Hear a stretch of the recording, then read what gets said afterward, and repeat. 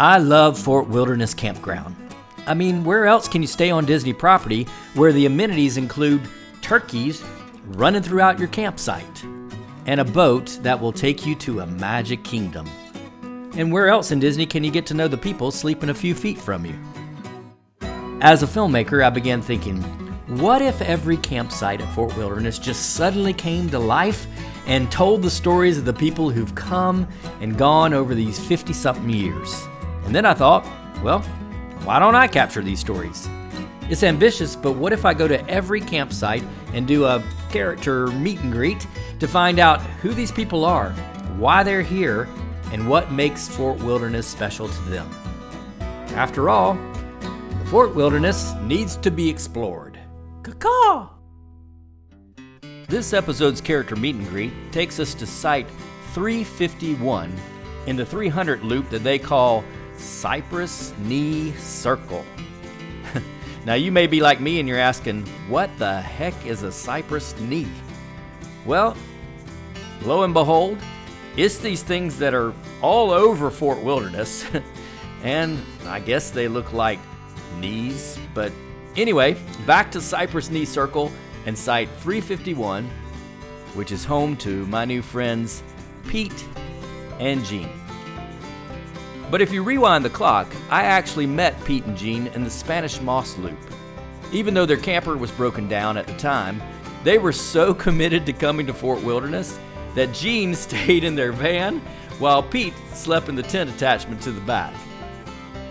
Now, Pete and Jean are from Central Jersey. Central, is it a beautiful part of the state? You know, what makes it the Garden State? No, not too far away, but where we live really isn't the beautiful part. Pete and Jean started coming to Disney World. Our honeymoon in 1974. Oh my gosh, wow. And then we had a child in 77, and January of 79 we came with him. He was 18 months old. Pete is one of those salt-to-the-earth kind of guys, just a genuine person. But the thing I like most about Pete is he's nostalgic. He cherishes memories. And so when I asked him, what are some of your favorite memories? Oh, geez, I don't know, in all these years. I know, it's hard to recall a lot of memories. A lot of them, but... What kind of sticks out to you is just like a moment in Disney time that you were there? Wait, did you hear that sigh? I totally get that sigh from Pete. I mean, when you're a nostalgic person and you've been coming for almost 50 years of memories to Disney, it's hard to know where to begin. Well, we were here for the 10th anniversary, the 15th anniversary, the 20th anniversary, and 25th anniversary. And somewhere in this little thing here, there's probably a picture of every one of the 10, 20, whatever. You have that picture here?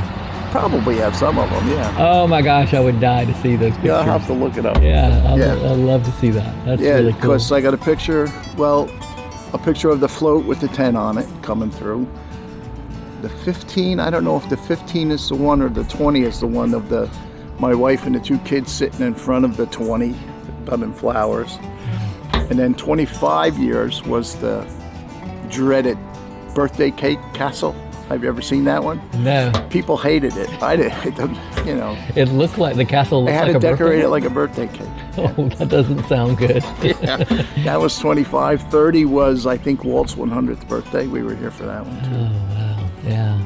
And then the memory floodgates just burst open as Jean joined the trip down memory lane by bringing out these cool Fort Wilderness collectibles. I mean, this is a rain jacket. It's pretty cool. And we do have, commemorative was the word I was looking for the other night. The big commemorative tickets that they sold for the opening of Epcot. Mm-hmm. I still have the book. Oh, where's the book? Let me get you the book. The book? From, I think, 99. The book? Okay. Walt Disney World Vacation Information. Okay? 1999. Oh my gosh. Here we go.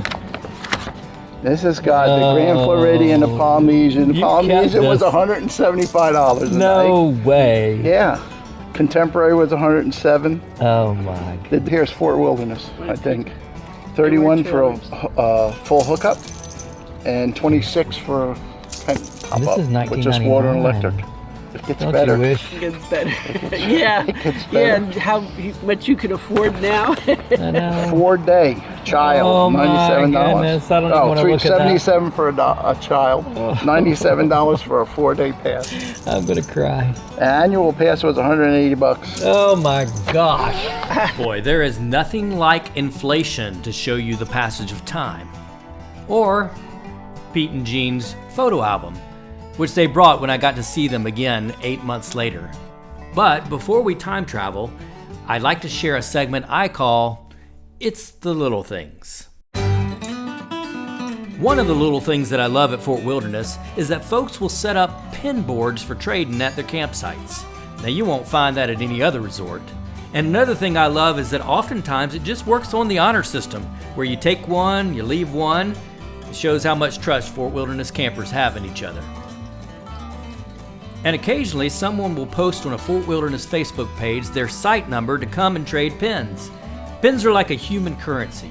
You're not just trading an object, but a piece of connection and a bit of community at Fort Wilderness. So thanks to all you campers who do pin boards, because it's the little things that are priceless.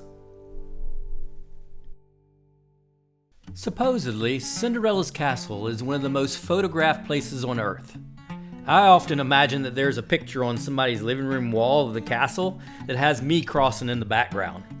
I'm an extra in someone else's memory and story.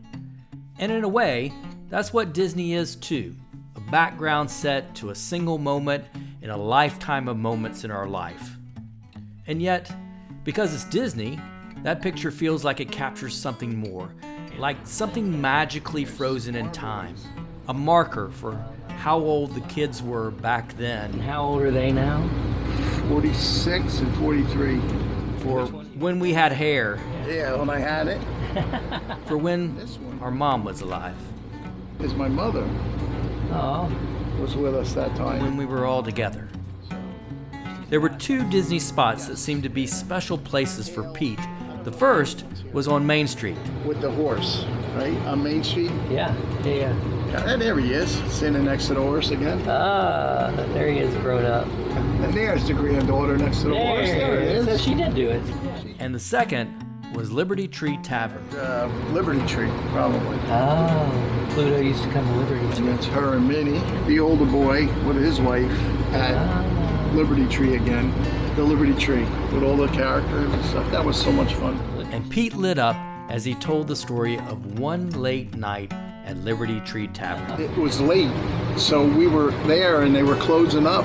And these guys were doing, they were sliding them on their stomachs on the floor. They were going nuts, and then they all posed.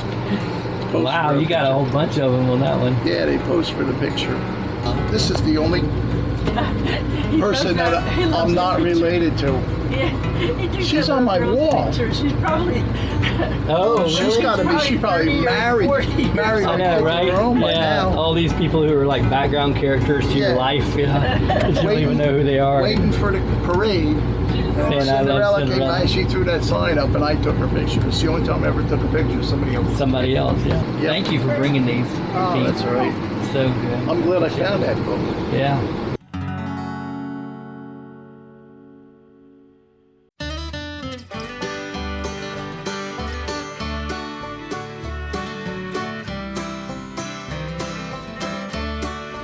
The difference in the people. The people. Yeah. Yeah? Difference in the people. People. We The stayed in the hotels and people walk past you and never even acknowledge that you're there. the atmosphere, the laid-back atmosphere that's here. It's another thing. There's no class. Mm-hmm. Everybody's a camper, whether you've got a 40-foot motorhome or a 16-foot trailer. Everybody's the same in here. A sit-down, full-service restaurant. Yes. Because it's gone. Yeah. Yeah. And that little place is not. That's a food court, but there's a lot of food courts, and there's no. I guess they assume everybody cooks in their camper. I don't know, but a sit-down, full-service restaurant would be nice, and they got enough room over there where they stopped the hotel behind that wall. They could put a beautiful place in there. I don't know if I'd subtract anything. I kind of like it the way it is. I don't think I'm going to take anything out. Cast members. Okay. I think the cast members, I feel bad for them a lot because the guys in the suits make all the rules and those poor cast members take all the crap. And it's not their fault, they're doing their job. And I think the cast members are what makes the whole thing go.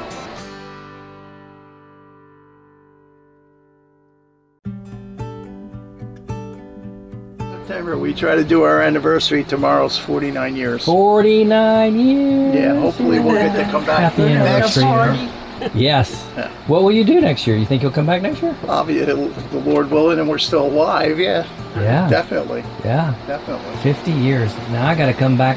I got to book my campsite just to celebrate you guys. Your 50th anniversary. Yeah. We'll have a Definitely party. come back. Yeah. Very cool. I hope I get to see Pete and Jean celebrating 50 years of marriage and 50 years of coming to Disney that all started on their honeymoon.